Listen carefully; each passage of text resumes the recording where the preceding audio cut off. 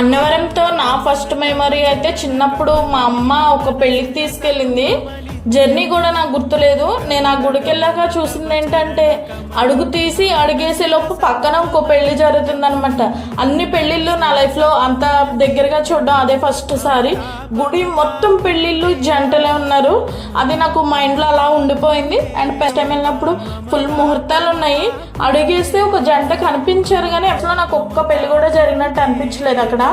అన్నవరంలో సత్యనారాయణ స్వామి దర్శనంతో పాటు ఆయన అక్కయ్య అయిన వనదుర్గాదేవి, క్షేత్రపాలకుడైన శ్రీరాముడు, అలాగము అని సూర్య గడియారం ఉంటుంది, అది కూడా చూడాలి. దాని గురించి ఏదైనా కొంచెం ఇన్ఫర్మేషన్ అలాగే ఎలా చూడాలని ఏమైనా అక్కడ రాసుంటే బాగుండేదేమో అనిపించింది నాకు.